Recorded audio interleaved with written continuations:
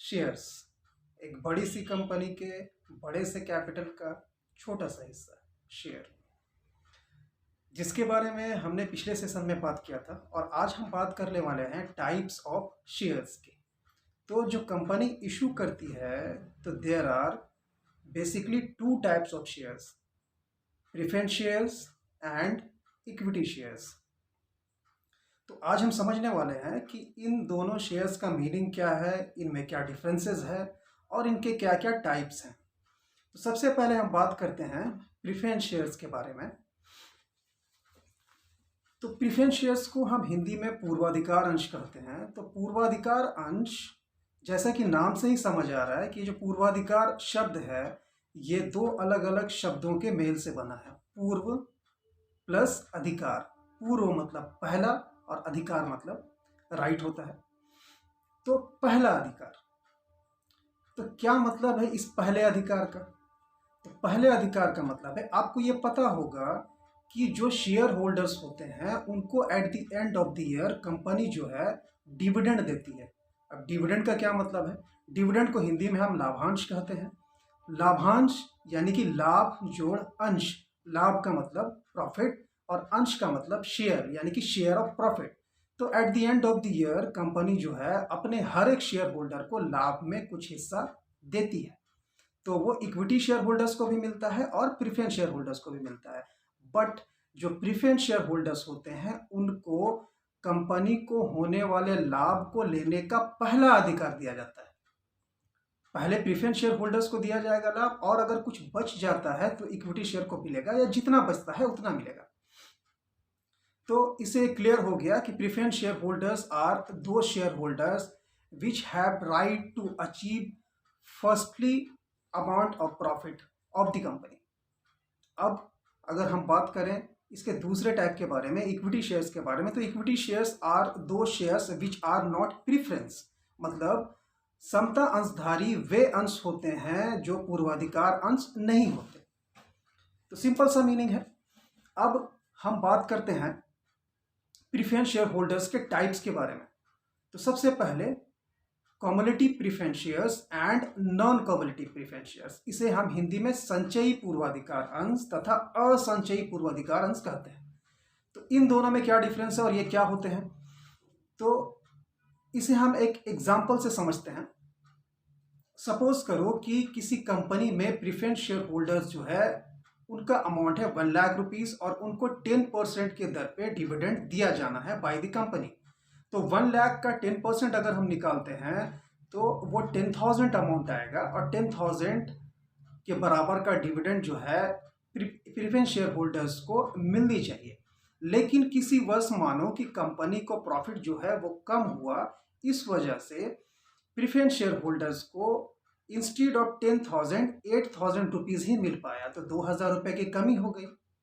तो ये कमी जो है आने वाले वर्षों में होने वाले लाभ से पूरा किया जाएगा। अभी सपोज कि नेक्स्ट ईयर कंपनी को ज़्यादा प्रॉफिट होता है, तो अब इन प्रेफरेंस शेयर होल्डर्स को 10,000 नेक्स्ट ईयर का प्लस प्रीवियस ईयर का एरियर 2,000 जोड़कर 12,000 दिया जाएगा। तो इस तरह के जो प्रेफरेंस शेयर होते हैं इन्हें कम्युलेटिव प्रेफरेंस शेयर कहते हैं। और इसके जस्ट उलट नॉन कम्युलेटिव प्रेफरेंस शेयर होते हैं, मतलब इनको प्रीवियस एरिया डिविडेंड का पेमेंट नहीं होता। अगर इस सिनेरियो में जो हमने एग्जांपल लिया था, इस सिनेरियो में अगर नॉन कम्युलेटिव प्रेफरेंस शेयर होते तो इन्हें नेक्स्ट ईयर में सिर्फ 10,000 मिलता, ना कि 12,000। तो ये तो हो गया। अब हम आगे बढ़ते हैं। आगे है convertible preference share and non convertible preference share, यानी कि परिवर्तनीय पूर्वाधिकार अंश तथा अपरिवर्तनीय पूर्वाधिकार अंश। तो जो कन्वर्टेबल प्रेफरेंस शेयर होते हैं, कन्वर्टेबल प्रेफरेंस शेयर्स के पास एक विकल्प होता है, कंपनी की तरफ से उन्हें एक विकल्प दिया जाता है कि अगर वो चाहें तो एक निश्चित समय के अंदर अपने आप को कन्वर्ट कर सकते हैं इनटू इक्विटी शेयर होल्डर, अगर वो ऐसा करना चाहे तो। और इसके जस्ट उलट नॉन कन्वर्टेबल प्रेफरेंस शेयर, तो इनके पास कोई भी विकल्प अपने आप को बदलने का, अपने आप को प्रेफरेंस शेयर से इक्विटी शेयर में बदलने का नहीं होता। ये शुरुआत से लेके अंत तक प्रेफरेंस शेयर होल्डर ही बने रह जाते हैं। अब हम आगे बढ़ते हैं। Participating preference share and non participating preference share. तो ये क्या होता है, अभी हम पहले एक चीज समझ लेते हैं कि एक जो कंपनी होती है वो अपने अंशधारियों को कब कब पैसा देती है और किस किस रूप में। तो जो पहला सिचुएशन है पहला पैसा देने का कंपनी की तरफ से शेयर होल्डर्स को, वो नियमित रूप से हर साल दिया जाता है जो कि डिविडेंड होता है, जो कि लाभांश होता है। और एक सिचुएशन है जो कि एबनॉर्मल सिचुएशन है, जबकि एक कंपनी अपने शेयर होल्डर को पैसा देती है। वो सिचुएशन है where a company is wound up, यानी कि जब एक कंपनी बंद होने वाली होती है, किसी भी वजह से अगर कंपनी बंद हो रही है, तो लिक्विडेशन के टाइम में कंपनी क्या करती है, अपने एसेट्स को बेचने के बाद जो भी पैसा आया है कंपनी के पास, तो सबसे पहले अपने लायबिलिटीज़ का पेमेंट करती है। और लायबिलिटीज़ की पेमेंट करने के बाद अगर पैसा बच जाता है तो अपने पार्टिसिपेंट्स को पैसा वापस करती है। पार्टिसिपेंट्स मीन्स शेयर होल्डर्स, उनको वो पैसा वापस करती है। तो अगर दो टाइप के शेयर होल्डर हैं कंपनी के पास, प्रेफरेंस शेयर होल्डर भी हैं और इक्विटी शेयर होल्डर भी हैं, तो इनको अपने कैपिटल को वापस लेने का अधिकार भी पहले प्रेफरेंस शेयर को होता है, बाद में इक्विटी शेयर होल्डर्स को। पहले प्रेफरेंस शेयर होल्डर को उनके पूंजी का पैसा कंपनी की तरफ से वापस किया जाएगा जब कंपनी बंद हो रही है, और जितना बचा है वो इक्विटी शेयर होल्डर को मिलेगा। या कभी कभी नहीं बचता है तो उनको पैसा नहीं भी मिलता है, कैपिटल का पैसा। तो अभी हम मान लेते हैं कि पार्टिसिपेटिंग प्रेफरेंस शेयर अभी ऐसा है कि सपोज करो कि एक कंपनी अब बंद होने वाली है, कंपनी का वाइंड अप हो रहा है, तो उस सिचुएशन में वहाँ प्रेफरेंस शेयर भी है और इक्विटी शेयर होल्डर्स भी है। तो सपोज कि जो प्रेफरेंस शेयर है वो 1 लाख रुपए का है और इक्विटी शेयर जो है वो 2 लाख रुपए का है, तो टोटल शेयर 3 लाख। अभी कंपनी ने अपने सारे लायबिलिटीज का पेमेंट करने के बाद कंपनी के पास मान लो कि 4 लाख रुपीज रिमेनिंग है, वो बचे हुए हैं। अब इसको क्या करना है, शेयर होल्डर को वापस करना है इन्हीं पैसे से। तो प्रेफरेंस शेयर होल्डर को तो पहले मिलना है, तो 1 लाख रुपए प्रेफरेंस शेयर होल्डर को मिल जाएगा। इक्विटी शेयर होल्डर को 2 लाख मिलना है, तो अभी भी पैसा बचा हुआ है, 2 lakh preference equity share holders को मिल जाएगा। तो 4 लाख बची हुई थी, उसमें से 3 लाख दोनों शेयर्स को मिलाकर 3 लाख का पेमेंट हो गया, लेकिन अब भी 1 लाख रुपया बचा हुआ है आधिक्य सरप्लस। तो लिटरली होता यह है कि ये आधिक्य की राशि जो है, ये सरप्लस अमाउंट जो है इक्विटी शेयर होल्डर के हिस्से में जाता है। नॉर्मली ऐसा ही होता है, बट अगर प्रेफरेंस शेयर होल्डर्स पार्टिसिपेटिंग हैं, तो पार्टिसिपेटिंग प्रेफरेंस शेयर होने के कंडीशन में ये जो आधिक्य की राशि है, ये जो सरप्लस अमाउंट है, इसमें प्रेफरेंस शेयर होल्डर्स को भी हिस्सा मिलेगा और इक्विटी को तो मिलना ही है। तो ये हो गया। अब हम आगे बढ़ते हैं रिडीमेबल प्रेफरेंस शेयर। तो ये रिडीमेबल प्रेफरेंस शेयर ऐसे प्रेफरेंस शेयर होते हैं